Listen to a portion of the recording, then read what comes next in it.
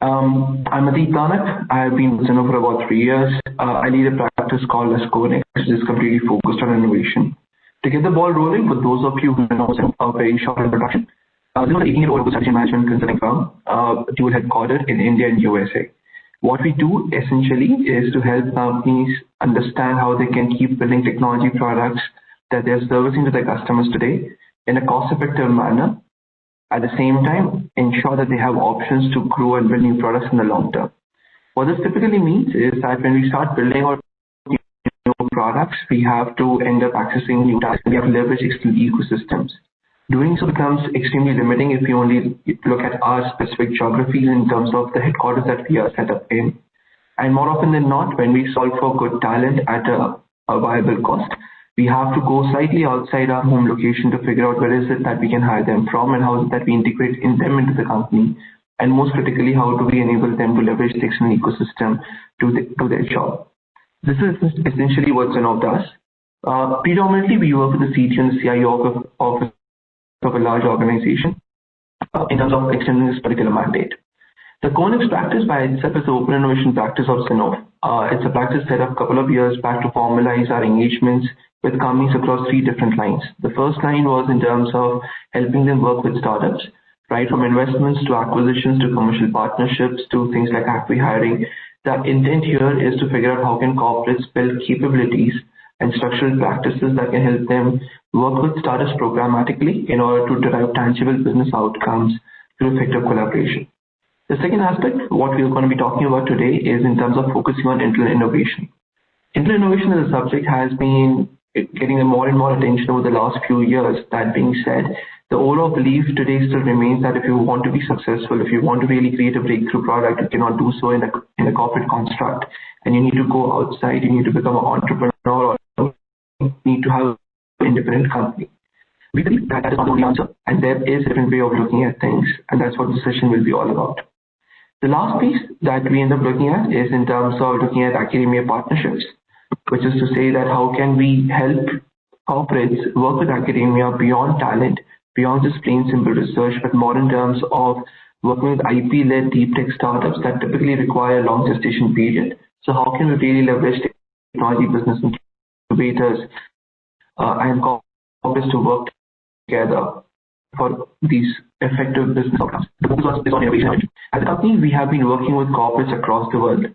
And a lot of elements that Divya and my team will be sharing with you today is based out of our own hands-on experience with the ecosystem. In terms of the customers, thank you. Thanks for sharing. In terms of customers, we have been working with companies across 4 geographies. Today we service continents of North America, South America, Europe, and Asia. The logos that you see on the screen currently are most of them are global MNCs. And what they're doing is they're leveraging the Indian innovation ecosystem, right, in terms of academia, startups, and most critically, their engineering centers in India to build products for the world. More often than not, products which are written and designed in California and manufactured in China are truly conceived and built in India, if the story is truly told. We also work with large number of industry bodies and ecosystem builders in terms of nurturing the Indian startup ecosystem and the Indian innovation ecosystem. And we do so not only in terms of working with the local bodies, but also with across government organizations like JETRO and GIZ in terms of bringing a lot of external expertise into the ecosystem.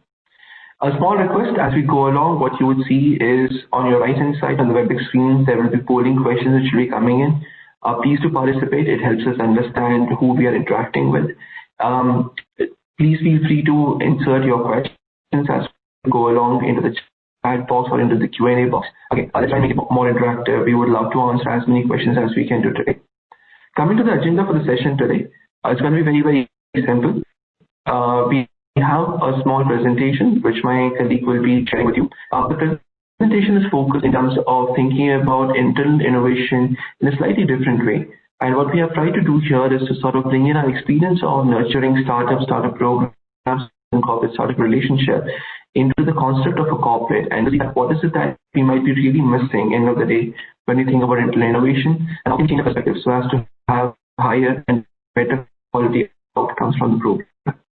Post the presentation, we'll have a quick Q&A session followed by a closing note, and that'll be the end of the session. We'll try to keep it very crisp and very sharp as we go along. With that, I would like to invite my teammate Divya. Divya is the project lead in Zinnov. She has been with us since earlier this year, comes with a deep experience in terms of nurturing innovation ecosystems and also building across company programs of innovation and breakthrough perspective. Over to you, Divya. Thank you so much, Atit, for the introduction. Hi, everyone. Thank you for making time and joining us today. Hopefully, the session is going to give you some food for thought in terms of internal innovation in your organizations and how to drive breakthrough as well. My focus with CoNext is specifically on internal and employee-led innovation, and hence I will be giving you that perspective to breakthrough innovation through our presentation today. So when we talk about innovation, it's essentially the company's ability to respond to change in terms of customer preferences, evolving technology, or new competitors coming in, even from startups. So essentially, all of us do have some innovation ability, and we are able to respond to change in some way. But when we talk about long-term leadership and we talk about innovation in the context of growth, we need to see how we can do this more intentionally and how do we start thinking about breakthrough innovation. So when we look at some of the fastest growing organizations across the globe, we see that they're also the most innovative organizations, and they have a strong emphasis on breakthrough. And to be able to understand what breakthrough really means is when we look at these organizations, we realize that breakthrough innovation can be in product areas or it can be in non-product areas. It could take you to new markets, it could be new technology, and a lot of times we see it's focused on new business models as well. But in essence, breakthrough innovation is anything that can help you capture a really large enough market potential and promise to add significant new revenue to your current business. And with that understanding of breakthrough innovation in mind, we will take forward the rest of the session today. When we looked at breakthrough innovation and the scenarios in which it happens, we see two specific scenarios. The first is the startup ecosystem where breakthrough is led by entrepreneurs, and second is within large corporations where this is really driven by entrepreneurial teams. And something that is common across both is that the breakthrough innovation is getting full-time focus of the entrepreneur or the intrapreneur. So in case of startups, we see a lot of people who have left their full-time jobs to really focus on this new project. And in case of entrepreneurs, as the project gets qualified through the organization, then there are systems put in place to let that team really focus on the idea for the next 6 months or 2 years to take it to scale. And that's an important point for us to remember. A few other things that we have seen is a strong support system in terms of mentors, in terms of programs, tools that exist. Next is the mindset. It's highly accountable, very ownership driven. And so these are some of the things that are really needed to drive breakthrough innovation. And now when we look at these two ecosystems separately, when we look at the startup ecosystem, we realize that the ecosystem is very mature, right from taking an idea or a team from inception of the idea to actual scale. You have accelerators, incubators, venture capitalists, and networks that really support you through the journey. And then when we look at this kind of an ecosystem within the corporate environment, we see that there are good examples around us. And here are some of the examples that I can quickly share with you. So when we look at SAP, they have something called Venture Studios under SAP.io that specifically focuses on internal breakthrough innovation and finding ventures that can contribute to at least 1% of their revenue in the next 3 to 5 years. Similarly, when we look at Schneider Electric incubation, part of it is dedicated to internal innovation and the focus is adjacent businesses. Similarly, with Bosch, they have a program called GROW. It's a global program. And with ABB, again, there is an ABB Lighthouse Fund or an ABB Lighthouse program that focuses on high-risk digital innovation. We'll be talking about these case studies a little bit more in detail as well later, but we do see these examples existing in the ecosystem. However, when we look at most organizations, there is a bit of a struggle with driving breakthrough innovation. And the problem really is the gap in the ecosystem. The way innovation is looked at many times is in the form of activities. So you could be doing an idea day or a hackathon or incubation labs, but are they really linked together and are they helping ideas move from one stage to another? So that is essentially the gap that we need to solve for when we're trying to build a strong ecosystem. And hence what we see would help when we design these programs or design our entire internal capability is to look at innovation in terms of stage gates, in terms of an entire journey where we look at ideation to revenue and scale.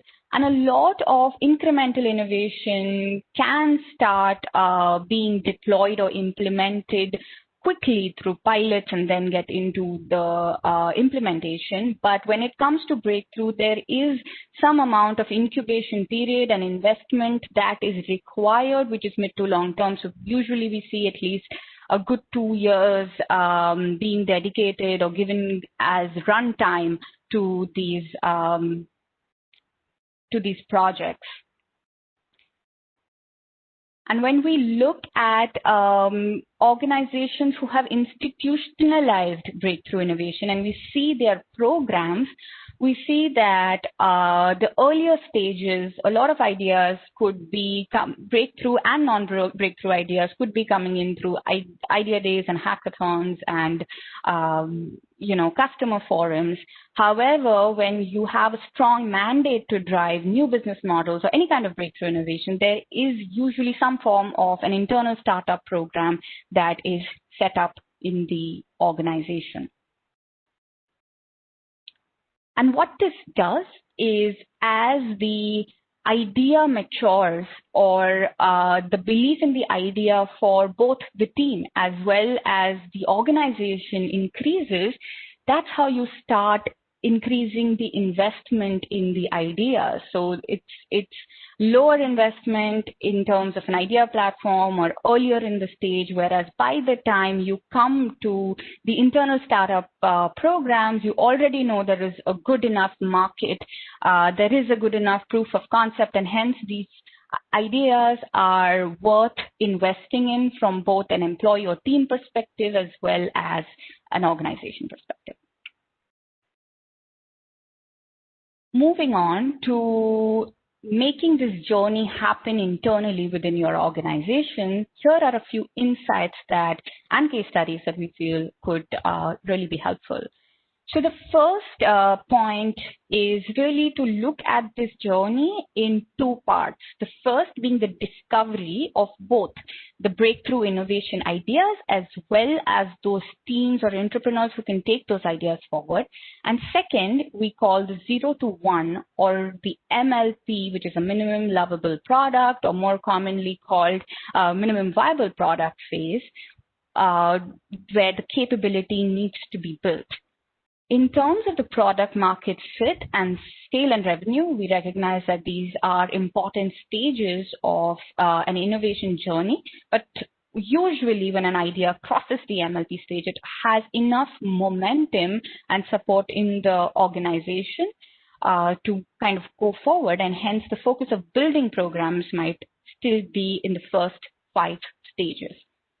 Getting into the discovery phase, what we are trying to do here is trying to build a culture of innovation, trying to invite or excite employees to really participate, believe in the process, and discover those breakthrough ideas and entrepreneurs. And hence, you're really measuring the pipeline if you want to see the success of your discovery phase. Certain important KPIs for breakthrough programs is one, definitely the kind of participation that you're seeing. Is it across BUs? Is it how many people? KPIs linked to participation. Second is the conversion. Are a lot of ideas dropping at ideation phase? Do you have real problem validation? Are they crossing the stage gates? That's something that becomes very important.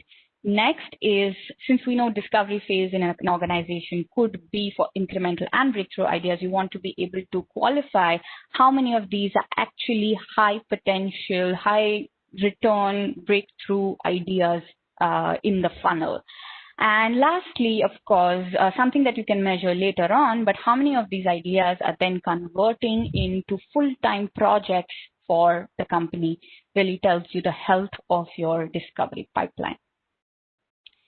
In terms of an experience or a program design or an action plan, the program should really work well when they are very clearly understood across stage gates. So for example, if we see the kickbox workshop is something that we decide to use as an organization, when we decide that, hey, problem validation is something that is very important for kickbox workshops to be able to deliver or help our ideas through. And hence, you decide to have kickbox workshop as something in the problem validation phase. And this is where you look at the entire discovery journey and see what purpose is each intervention or each program playing, and are they doing it well enough? Are the programs doing it well enough or not? Broadly, when we're looking at discovery programs, it's very important for us to, one, look at the KPIs or the purpose that they are going to solve, especially in terms of breakthrough. Do we want them to focus on particular teams or areas? Do we want them to be X% of market? And those kind of qualifiers. The other thing is the evaluation process, and not just the process or the criteria, but who's really going to be part of it and who's going to qualify if these are breakthrough innovations or no, and putting that entire setup in place. Another thing that is very, very important is the value proposition that is offered to entrepreneurs. And while there are many case practices to do this well, one of the things that we think is most important is to be able to demonstrate that the organization has the capability and can support you to take ideas to scale completely. And that is something that really makes a lot of people come in and join.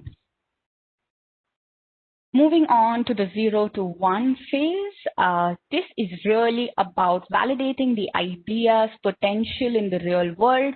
It's about building the minimum lovable product and getting a lot of real customer insight, testimonials, business plan, roadmap in place, so that when a decision to say invest further in this is done, it is very well, we know quite a lot of facts about it, and we really know what we are getting into. And hence the KPIs that should be measured here is, one, the number of spin-offs or integrations that this program or this part of the program has led to, the number or the investments that the ideas here are able to secure, very similar to any venture capital or accelerator program for startups as well, and the return that we're getting out of the investment in this phase. Broadly, when we look at the journey of the 0 to 1 program, we see the best ones running when the ideas that come in are already validated to have a large enough problem that they are addressing. They have a full-time dedicated team, and they are aligned. The corporate knows why they have prioritized this idea, and it is aligned to strategic goals. That's when they come in, and then the program really runs anywhere between 4 to 6 months to be able to get that proof and evidence of it working. It has a lot of prototyping or working with customers to finally be able to get that evidence, and post which it gets some amount of seed capital, which then helps it establish themselves as an internal startup for the business, and that runs for about a year or two, post which it's integrated into one of the business lines or is spun off. So that's usually the journey that we see. A few things that are important here that we'd like to highlight is definitely the program governance and structure. Comes in at broadly 2 levels. One is the kind of programs that you're selecting to come into the program. And then secondly, something like an investment committee that is put in place to work with these ideas and take key decisions in terms of the investment, as well as reaching certain milestones in the journey. So that's one thing. They also have a significant amount of mentorship and curriculums put in place. The evaluation process here becomes very, very project-based. And here we see things like if you do not get customer testimonials within 2 months, you might have to shut down the program. So it's very clear processes and KPIs and evaluation processes that are put in place.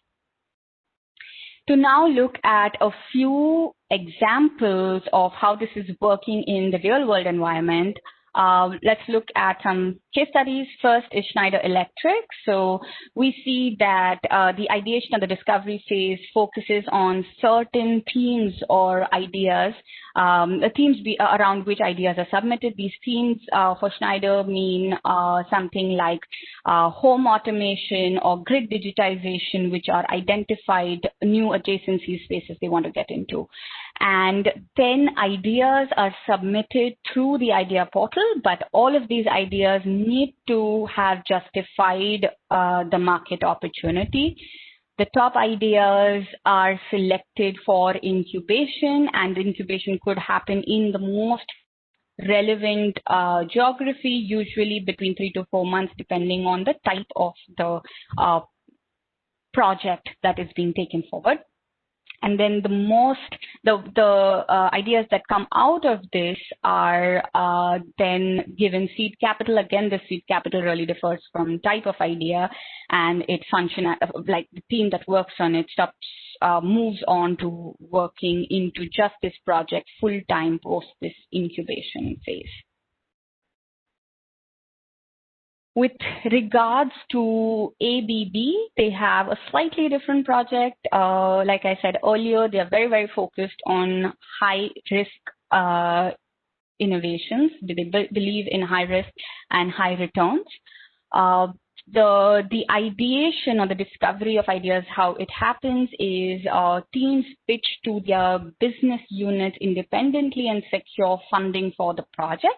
But the ones that are high risk qualify for a lighthouse funding, and lighthouse opens up a challenge every twice a year, where these teams apply and they they top up the funding received from the business unit with another 50%, so I mean the same amount, and then take them into the Lighthouse program, which is a total of 9-month program, which is very, very worked on very closely with the customers. And every 2 months there is a checkpoint where if ideas don't meet the criteria, they drop out.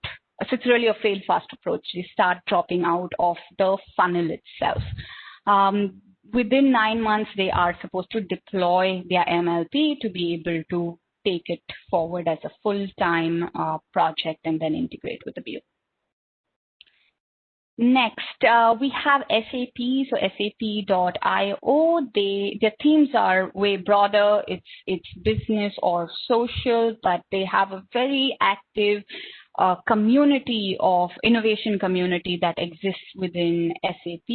And an annual venture challenge is put out to source these ideas. Again, these ideas usually need to have market validation and POCs, which are built in this community itself.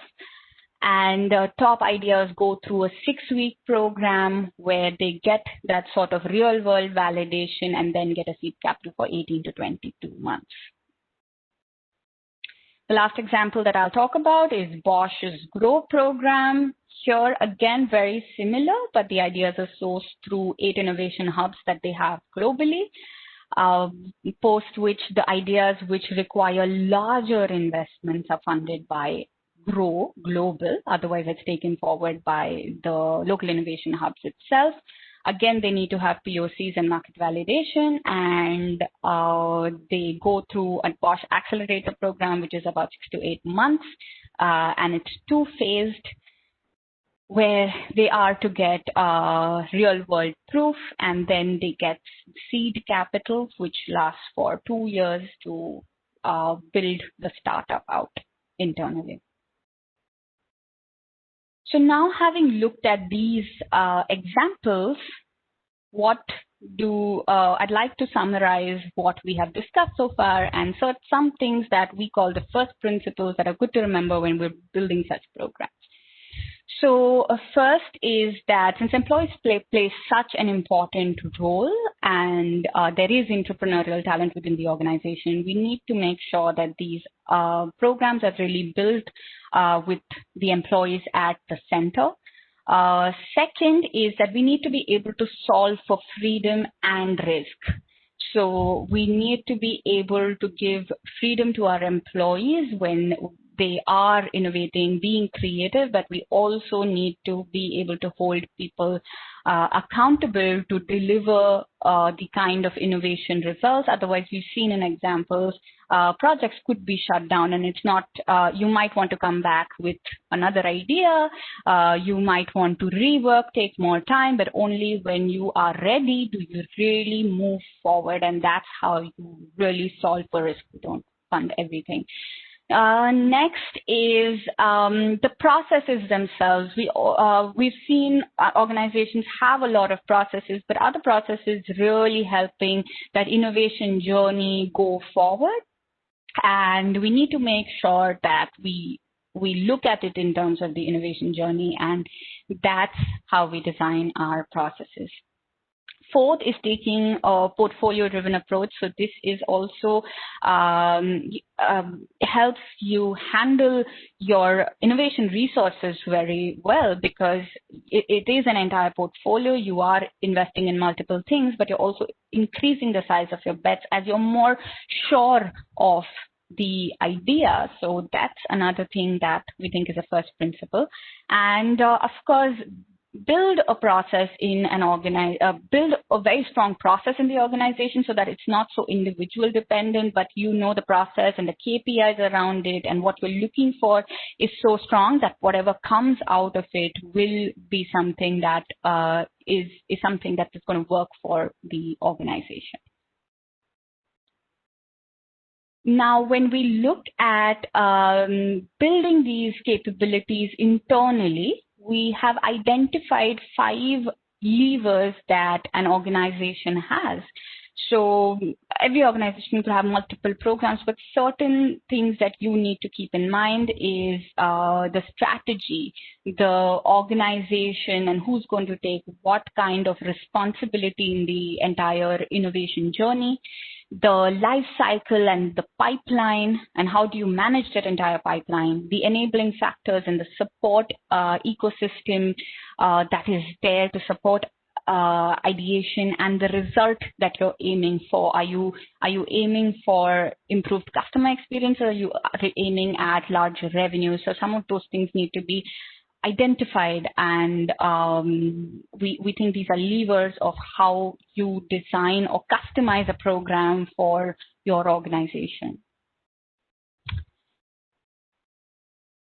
there are certain things that we feel are common challenges that we need to be able to break out from if we want to drive breakthrough innovation. First is being able to understand what are those areas of breakthrough innovation.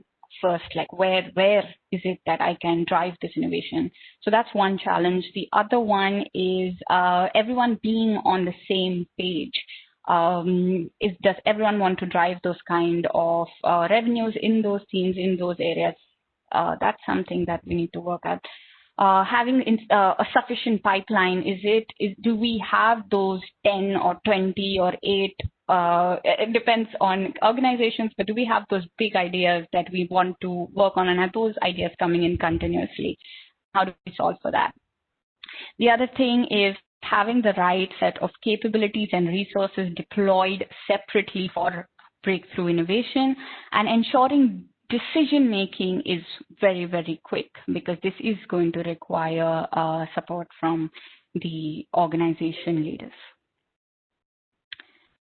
Lastly, when we're really starting to start off, we see organizations being in three broad scenarios. First is that there is an inclination for breakthrough innovation, but it is not necessarily a priority for the organization at this point. So in this scenario, we suggest that try to look at your current innovation processes, see what the peers are doing, and then try to understand what is it that your case for breakthrough innovation should be, and try to establish that case.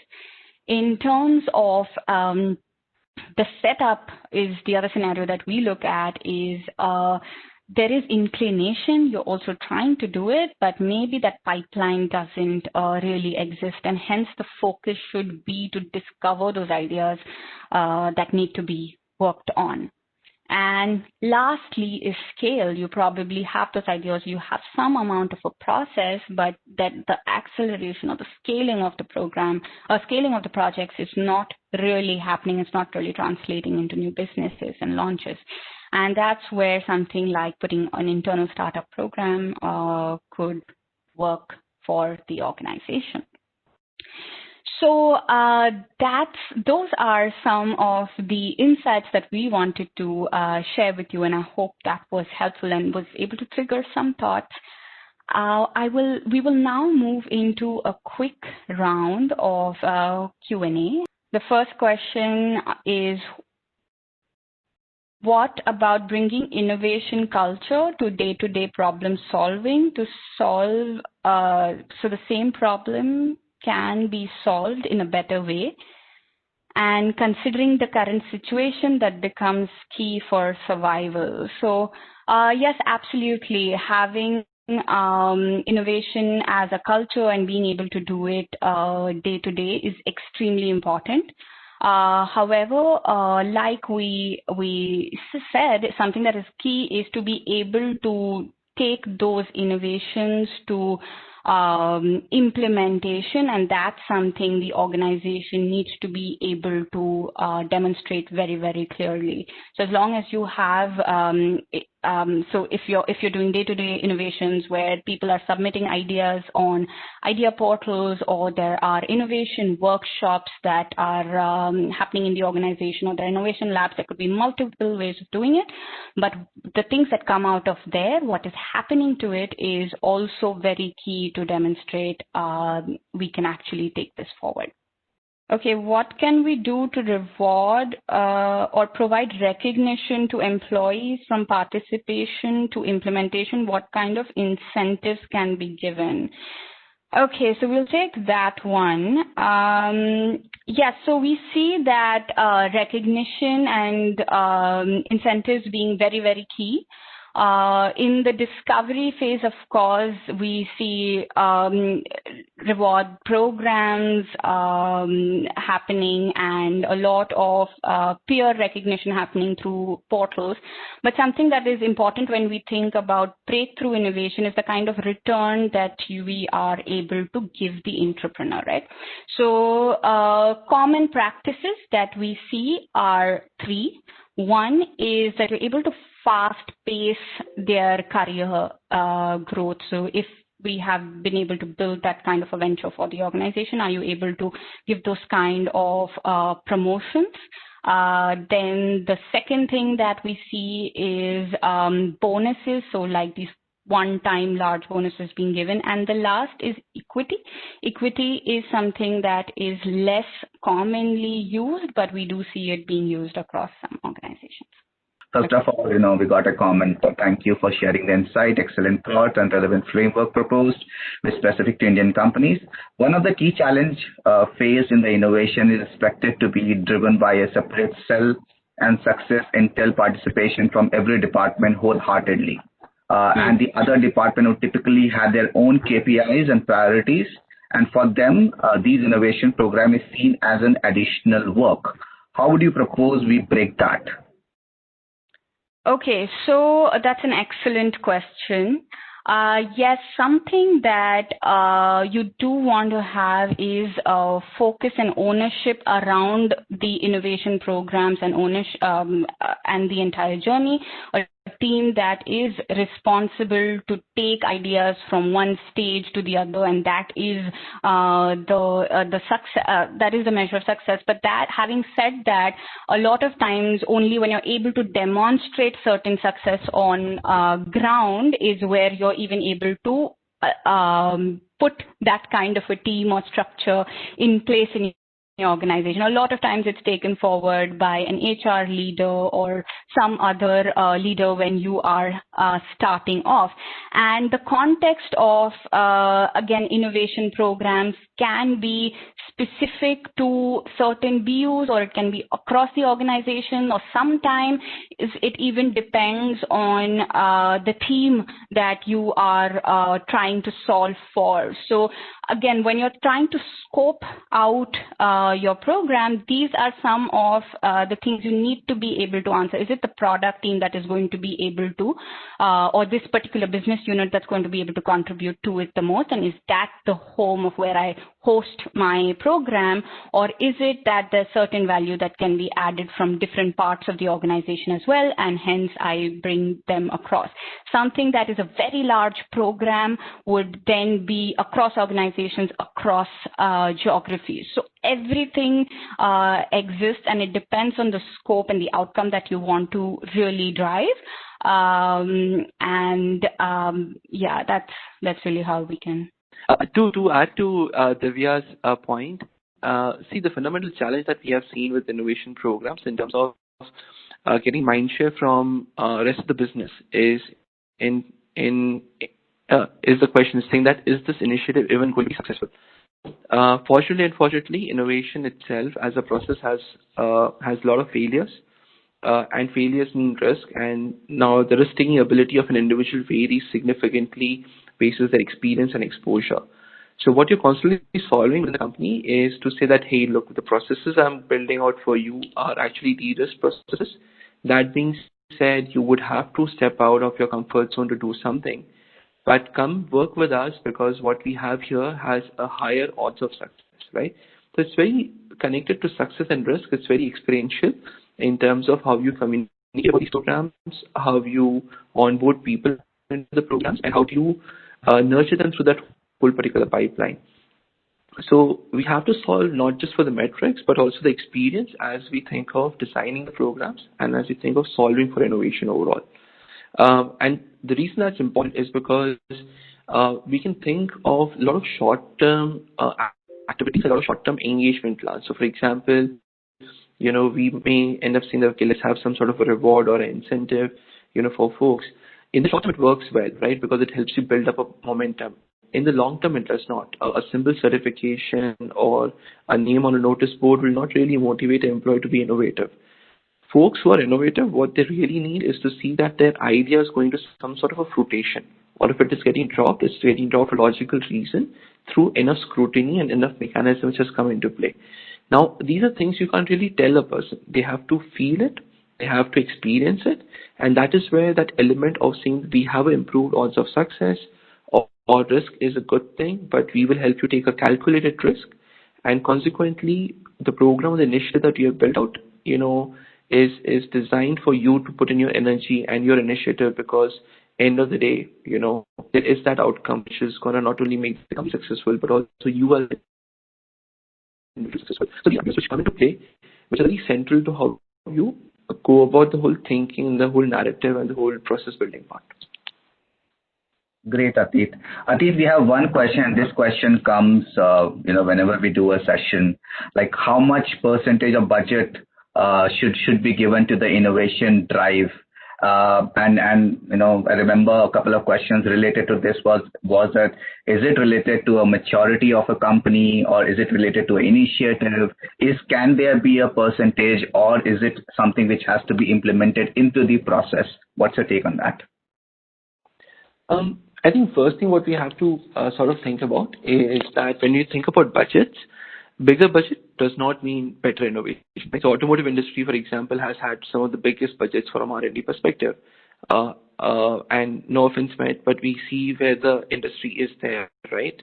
Because what they're struggling with is something which was outside what they would have considered innovation, like mobility. It's just completely changed the landscape of automotive industry. Similarly, if you look at high tech, or if you look at chemicals or metals, and what you would find is that budget is not really correlated directly to outcomes. It's the utilization of the budget, which I would put a lot of emphasis on. So take, for example, 3M, take, for example, Apple, take, for example, someone like a Google. What they have done is their budgets are structured in a way that they are significant in terms of meeting the needs or the requirements, resource requirements of the employees as they think about building something out. But predominantly, what they have done is they have structured it, from a pipeline perspective. A few slides back, what Divya showed us was this whole journey from ideation to, a scale-up business, right? When you think of the budget, the first rule is bigger does not mean better. Second rule, that being said, we need sufficient resources. And the third rule is that the budget needs to be distributed not at the end or not in the beginning. It needs to be distributed throughout the funnel. At the beginning of the funnel, it's all about creating the quantity, which means your per FTE budget is at the lowest. As you go through that whole process, because you have a lot of stage gates, your per FTE or per project or per team, budget starts to increase. The thumb rule that we end up using broadly is that you think of your innovation programs not necessarily as a percentage of the revenue alone, because that makes things complex for a CFO and his team, their team to figure out how much money to give. One way to look at it is in terms of the free cash flows that the company has. And from there, what you're looking to do in the first year is to allocate a certain number, typically between 2 to 5%, only for the innovation programs, not for the R&D programs. This is purely for the innovation programs, and start from there. That 2 to 5% in the first 2 to 3 years is a significant amount of money for you to think of open innovation as a construct. When you're looking at startups, you're looking at internal innovation and academia. And within these three parts, roughly 60% of your budget is what we would start with as a hypothesis in every conversation as the allocation for internal employee-led innovation is there. So those are the numbers, but again, very big asterisk. Depends a lot on your industry. Depends a lot on your company size. For someone like Zinnov, for us, a product which can generate, say, $10, $20 million of revenue is a very good product. It's a very good offering. But it doesn't make any sense for, say, Apple, right? Consequently, the resources that we would require to build out this particular business and the hypothesis that we work with is very different compared to, say, what an Apple team would have to do. So it's very contextual to your industry, to the nature of your industry. If your hardware company is slightly higher, if your software company is slightly lower. But yes, from a thumb rule perspective, you take about 2 to 5% of your total free cash flow. If you're looking from R&D budget perspective, again, you're looking at about 5 to 7% for innovation programs. And that is further split about 60% internal, 40% external between startups and academia. Great. Atit, two questions. One, again, a related question to one you just answered, that what should be the pace and frequency of innovation? And of course, it will be very different compared to industry, but if you can give a thought process on that. And another is, and this we see, there are a lot of innovation program in different phases in different companies, right? Someone who is willing to start, someone has just started maybe into the initial phase, someone in the mid, and maybe have faced some challenges. So what's your take, or what you would like to share to those companies per se? That's a very big down. Okay, so in case you are starting out, so I'll maybe give it might seem like a slightly higher level answer, but the first principle is that any new initiative in a company needs to be treated very similar to a startup. So now again, let's think it from the funnel perspective. We have an idea that we need to run an innovation program in the company. We have validated that it is important because of what our peers are doing, what our employees are looking for, what our leadership is looking for in terms of the kind of activities we need to do. Now the next step is the solution. And this is where the story really starts. The first thing that you want to do in the first year is not to really worry too much about frequency, but to figure out what is the right solution in your operating context in terms of driving innovation. What Divya referred to as the discovery phase, what we would say is that you don't need to do 6 or 10 or 12 hackathons or 20 workshops. That would not be the right answer for me to give. What I would say is, what is that MLP of your innovation program, that minimum level product of your innovation program is what we need to discover, interestingly, as we help others discover there. And the good thing is to start small. Start small in the sense of saying, let's say it's about 2 to 3 hackathons in a year, one every 4 months, one with a very clear intent if you're in the software industry. If you're in the hardware industry or a manufacturing connected industry, then you want to try and run at least 1 to 2 cycles. And when I say cycles, the whole journey of a program in a particular calendar year. Now, why am I saying 2 cycles or 2 or 3 hackathons? Because A, you want to do an activity at least once, but that will not give you a learning. You want to do it at least 2 or 3 times so that you can take learning from the first activity into the second iteration, into the third iteration. And also by the end of first year, you will have a very good view as to what would really work in your company's construct. From then on, the second year is all about further validation of seeing that this problem solution fit that we have achieved can really work at a certain scale for our company. And from third year onwards is when you're really increasing the frequency. A typical innovation program or any innovation program in general has a payback period of about 2 to 7 years, depending whether you're working with employee-driven or startups or academia. So that is important to keep in mind. And then the second thing to keep in mind is this innovation program itself is a new initiative, where the idea validation, the problem validation, solution validation, problem-solution fit, the product market fit, which is the scale of your approach, needs to be validated. If you are a company which is, to Prashant's point, at different levels of maturity of your innovation program, the simple piece you want to try and do is to say that if this was a product, if I was a business trying to sell something, where do I really sit in that innovation journey? And then basis that, figure out the questions you need to solve for. And these questions typically are solved through 3 things. One is in terms of talking to your participants, your customers in this case, which is the employees, not the leadership. It is the employees, predominantly followed by the leadership as your customers. Second is to look at what your peers are doing in your industry. And then third is to look at your peers in other industries. The beautiful thing about innovation is that a lot of best practices are industry agnostic. There is iteration, there is a certain element of customization that you require, but conceptually, process perspective, it's very, very industry agnostic. And that's what at least I would do if I was running an existing innovation program in a company. Great, Atit. Atit, another question for you. And again, we get it when we do multiple sessions.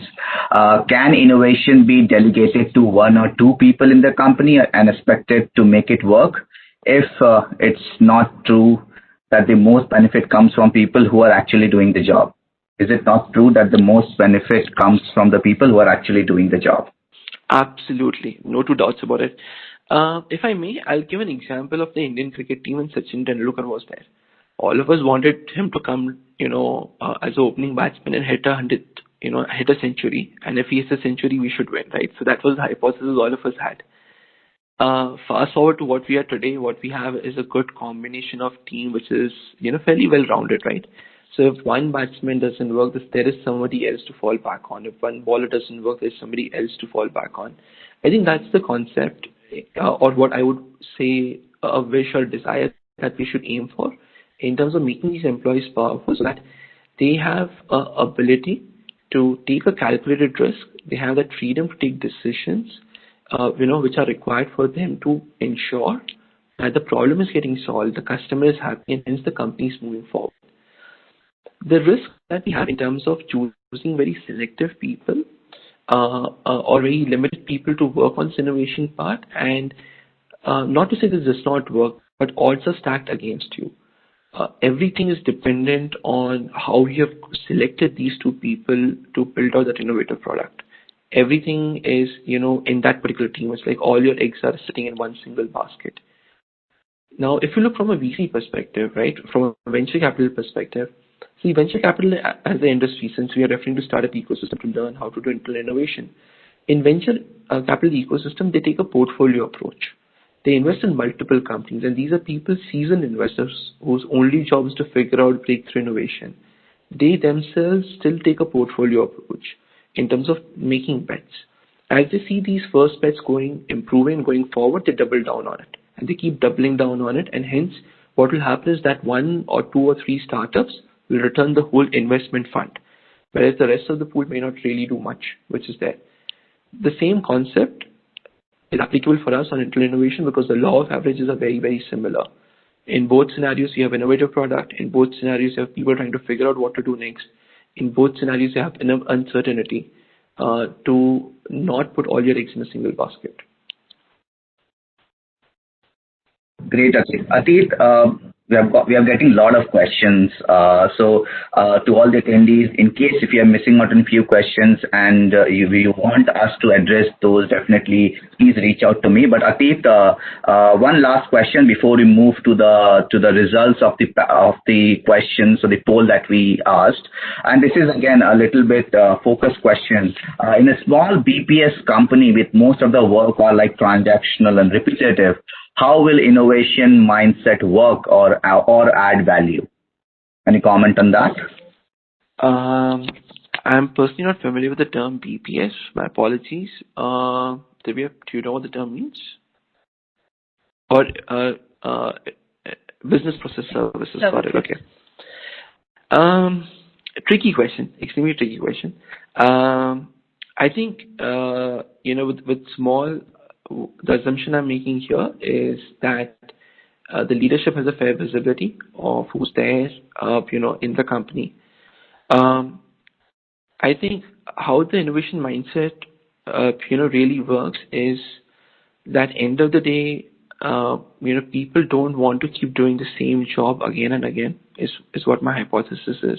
The smart people tend to get bored very easily and tend to move out. They want to feel that they have contributed to something. So I would look at saying that, okay, is automation a possibility for us in terms of the company? But now automation also ends up creating that risk of saying that people will end up losing jobs, right? Or there'll be churn of certain kind of people in the company. I know it's a big trade-off, which is there to do. The approach which I'm inclined to, suggest of the topic is to sort of drive home the point that end of the day, as a team, we need to not only work hard, but also work smart. Working smart would mean that we need to look at not just, doing things that we are told to do.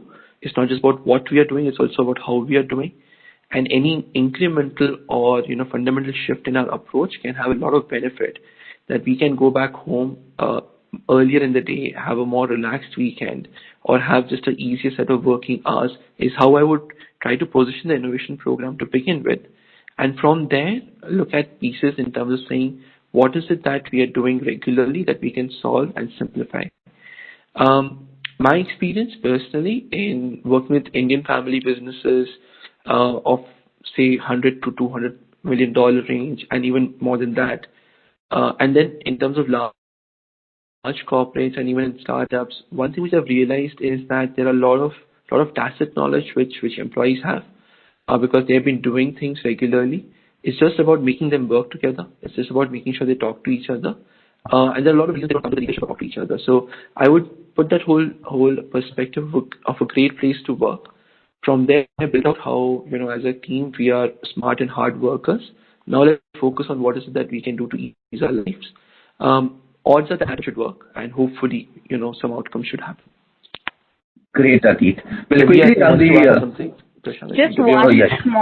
Just one small point to add to that. So I think that's an excellent question, and with any organization, we need to be able to first answer for ourselves what kind of value do we want innovation to add. And once you have that clarity, the entire design journey, driving it becomes so much easier, be it a large organization or small. And we don't need to always think about large breakthrough innovations. If we're a small setup, then is it some kind of customer experience or some kind of cost cutting that could, cost efficiencies where innovation can be brought in, and maybe that's the value that you are looking at. And then start small and try to implement and reach that value, and then take it from there. Thanks, Divya. Thanks, Atit. Atit will take maybe one or two poll results in the interest of time. One of the questions that we asked was, what percentage of your company annual budget is allocated to internal innovation? Majority of them has said 2%, the first option, less than 2%, and 24% were 2 to 5%. That's what we are seeing. Then again, the next question was, does your company currently support breakthrough innovation through formalized program or initiative? 58% said yes. And of course, there were 21% who were into not sure or maybe into the starting phase. Then the other question that we asked was, according to you, what is the biggest challenge associated with driving breakthrough innovation? Again, 28% said understanding what opportunity to work on, which I think Divya and Atit were mentioning. And again, 24% was lack of leadership and financial support required to build a business, which again, Atit, you and Divya mentioned. The next poll which we asked was, when driving and delivering innovation today, which of the following options do you measure? And 31% said return on investment, and of course we got a lot of questions on related terms. 19% said ideas generated and prioritized, and 38% said revenue from new products or businesses launched. I'll take one more poll results, perhaps. Which of the following will be most valuable for you to take back from the session today? We wanted to understand, what people are taking from the session. 40% said how to initiate breakthrough innovation, and of course 30% was how to make breakthrough innovation more effective. That was there. I'll take that last poll question where we had one question: how do your company reward entrepreneurs? That was a question which I wanted to take last bit. Yes. So 45% answered peer recognition or rewards, and then 18% was professional development or training, and of course 5% was bonuses. So any last thoughts, Atit and Divya, before we move to the closing notes? Just one piece from my side, because the last question was on rewards. I think each of the options that we ended up putting in the poll, we honestly believe it's a very effective means in terms of the battery of options that you can offer to employees in terms of the rewards or in terms of the engagement pieces. That being said, fast forward 5 years from now, if you think about a particular colleague in your existing company, you wouldn't remember how many team awards they got, or how many chairman awards they got, or how many MD awards they got.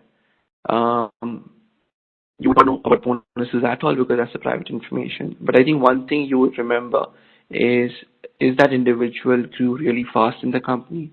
Did that individual's role really become bigger? Did it expand?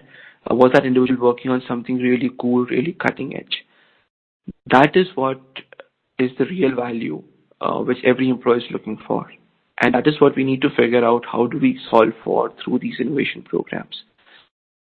It cannot be something which is ephemeral, which is very, very short term. It has a value, again, but it's not something we'll remember 5 years from now. So when we think of rewards, I would request that can we think from that perspective? Not about 5 years from now. What is it that you would remember about that particular employee or teammate in your company that you're currently working in? And then from there, think about how the rewards should really work out, to what scale, to what quantity. That's all from my side on as the last piece. Divya, anything that you would want to add? No, thank you, Atit. I just wanted to make sure we let the audience know that there have been a few questions that we have been able to take, but there are quite a few that we haven't. So we will be circulating a document answering your questions and getting back to you separately on that. So that's it from my side. Thanks. Excellent. Thank you, Divya, to everyone for wonderful participation. If I had to just summarize everything we spoke about, right? The first things first is that building innovation programs is itself a journey. So we're trying to solve for the employees in the company as innovation managers, innovation leaders. We have to figure out a way to solve for ourselves in terms of our day job and how do we really make it successful. The other part is that there is a certain operating environment which is required in terms of enabling breakthrough innovation. Whether it's two people identified in the company or enabling everybody in the company to sort of contribute to these ideas and implementation, they do require a certain environment in terms of resources, both in terms of time, financial, in terms of tools and toolkits where they are trained or they are equipped to think from a business perspective, not just from an invention perspective, cool idea perspective. And in a manner that we're not just training the employees who are participating in these programs, but also the leadership who will be reviewing or will be participating in the stage gate reviews. That training, that coaching, that whole environment is extremely critical. I would not bucket it into only L&D. I would not bucket it into only employee engagement. Those are side goals that we solve for, but innovation gives us a beautiful vehicle to solve for a lot of things within the company. The other part is that what we want to build for the company is a process that can be repeated, replicated, and scaled simply because it allows us to have a sense of a probability of success. Processes, if done right, are a real power. The only difference between a startup and a corporate is that a startup is a company looking for those repeatable, replicable, scalable processes, whereas corporate is one who has already found it and is executing on them. Processes are not a bad thing. They are a good thing, provided they are relevant, they make sense. Finally, in terms of employees, experientially what you're really trying to solve for is that you want to, for them to become more innovative, which means they need to come forth and be able to contribute to the company's narrative. It also means to give them freedom to act on those particular pieces. Now, giving this freedom also comes with a certain risk, right? We can't just, open the gates and let the money flow. But essentially what we're trying to do here is to give that required freedom to the employees or to our team members, and at the same time keep ensuring that the risk is something which is into controlled expected limits, which is there. That's one of the core principles of figuring out what is working in innovation, what can we do, what we cannot do. And yes, finally, our request is that let's do something when it comes to innovation. It's important not just for our business, not just for our society, not just for our country, but also for us as individuals in terms of our own progress. So let's just figure out how to take this step forward, how to figure out that we're actually getting things on the ground, getting those experiences, and then coming together and sharing experiences with our peers. We are able to really show people what India can do. And with that, thank you so much for joining us for this webinar today. We really appreciate you, giving us your time, for passing the polls. We thoroughly enjoyed with your participation. To Divya's point, do we expect an email from our side with a note, with a list of a document which answers all the questions which remained, a bridge version of this deck, and if possible, we'll also share the recording. Thank you all. Have a wonderful day.